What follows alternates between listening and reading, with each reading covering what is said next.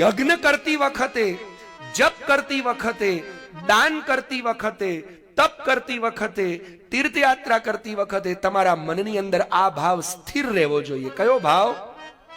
કે માળા ફેરવવાથી મારો પ્રભુ પ્રસન્ન નહીં થાય, પણ મારા ઉપર પ્રભુની કૃપા છે એટલે ફરી રહી છે, અને ન ફરે તોય મને ચિંતા નથી. મારો એક જ હઠાગ્રહ દુરાગ્રહ હોવો જોઈએ.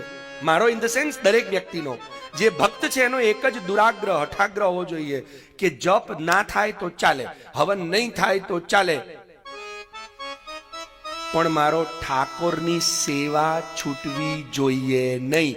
એને પ્રેમ કરવાનું બંધ થવું જોઈએ નહીં. એ સુખી રહેવો જોઈએ, એ જે રીતે સુખી રહેતો હોય. જેમ ગોવિંદ સ્વામીને અમારા ગોવર્ધનનાથજીએ કહ્યું, શ્રીજી બાવાએ કહ્યું, અરે ગોવિંદા, એને ગોવિંદા કહીને બોલાવતા. અને શ્રીજી બાબાએ કહ્યું કે ગોવિંદા, મારી ઈચ્છા છે, મેરો મન હે कि तू मेरो घोड़ा बन जा और मैं घोड़ा घोड़ा करके खेलूं. હવે ગોવિંદ સ્વામી કે નાના અમથા આવડા નાના બચુડા નહોતા કે ઘોડો બની જાય. એમની ઉંમર પાછી 50 ની ઉપર હતી, 55-60 ની આસપાસ. હવે 60 વર્ષનો માણસ ઘોડો બને? તો આજનો માણસ હોય, સાચું કે જો તમારા ઉપર અચાનક ઠાકોરજી પ્રસન્ન થઈને એમ કે અરે ઘોડા બન જા, તમે શું કહો? ભગવાન હમણાં જ ની રિપ્લેસ કરાવ્યું છે. પણ ગોવિંદ સ્વામી આવું ના કર્યું. ગોવિંદ સ્વામી તરત શું બની ગયા? ઘોડો બની ગયા. અને પ્રભુ કૃષ્ણ એના પર ઘોડો બનીને તબડક તબડક, ભલે એમના મંદિરમાં જ ગોળ ગોળ ફરી રહ્યા છે. હવે મંદિરમાં કઈ ગાદી તો પાથરેલી હોય નહીં ને, ખાટલો તો હોય નહીં.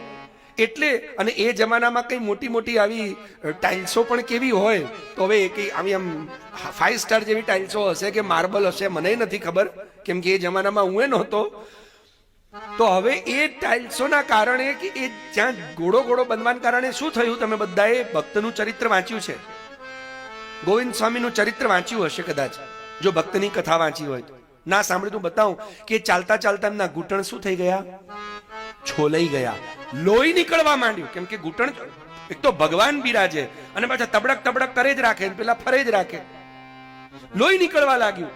એવી અવસ્થામાં પણ શું એમણે એમ કીધું, ભગવાન જલ્દી ઉભા થઈ જાઓ, હવે ઘૂંટણ દુખે છે, એવું કીધું? અને એટલે જ ભગવાનને એ કાંકરી મારવાની પણ તાકાત રાખે છે. અને ભગવાન એમ કે ગોવિંદા વગર મને 1 સેકન્ડ ચાલે નહીં. નક્કી આપણે કરવાનું છે કે આપણે કોને પોતાના બનાવવા છે.